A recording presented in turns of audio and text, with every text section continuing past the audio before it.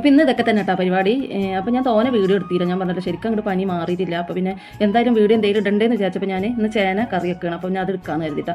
അപ്പോൾ ഞാൻ എല്ലാ വീഡിയോയിലും പറയണമായിരിക്കും, എല്ലാവർക്കും അറിയായിരിക്കും, എന്നാലും ഓരോരുത്തരും ഓരോ രീതിയിലല്ലേ വെക്കുക. അപ്പോൾ ഞാൻ ഇങ്ങനെയാണോ വെക്കുക വെച്ചാൽ ഞാൻ ഇങ്ങനെയും വെക്കും. അതേപോലെ തന്നെ നമ്മളെ ചെറിയ ഉള്ളി, വറ്റൽമുളക്, വെളുത്തുള്ളി, കറിവേപ്പിലൊക്കെ ഒന്ന് നമ്മളെ ചതകലിലൊന്ന് ചാച്ച് അല്ലെങ്കിൽ മറ്റെന്താ ചോപ്പറിലൊക്കെ ഒന്ന് ചാച്ചെടുത്തിട്ട് എണ്ണയിൽ മൂപ്പിച്ച് കണ്ട് അത് എന്താ പറയുക ചേന ഇട്ടിട്ട് അങ്ങനെ നമ്മൾ ഉപ്പേരി വെക്കൂലേ അങ്ങനെയും വെക്കും. അതേപോലെ നല്ല തേങ്ങ വറുത്തരച്ചിട്ട് ചേന വെച്ചിട്ടുണ്ടെങ്കിൽ നല്ല രസം ഉണ്ടാവും കറിയിട്ടാണ്. പക്ഷേ എന്നും ഇങ്ങനെയാണ് വെക്കുന്നത്.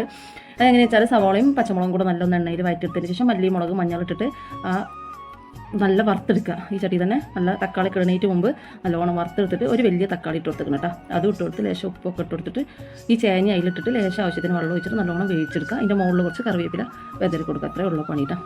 അപ്പോൾ നമുക്ക് 2 തക്കാളി ഇട്ട് കൊടുക്കാം.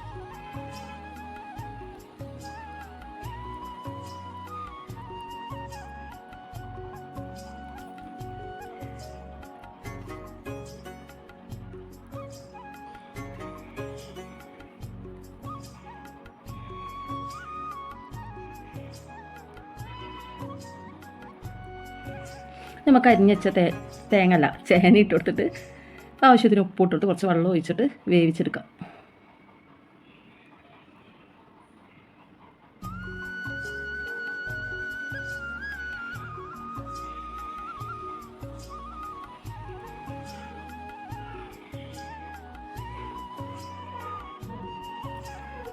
ഇനി ഇത് നല്ലോണം ഒന്ന് മൂടി വെച്ച് വേവിച്ചെടുത്താൽ നമ്മളെ ചേനക്കറി റെഡിയായിട്ടാണ്. അതിൻ്റെ മുകളിൽ കുറച്ച് കറിവേപ്പിലയും മല്ലിയില വേണമെങ്കിൽ അതൊക്കെ ഒന്ന് തൂവി കൊടുത്താൽ കറി റെഡിയായി. ഇതാണ് ഇന്ന് നമ്മളെ വീട്ടിലത്തെ കൂട്ടാൻ.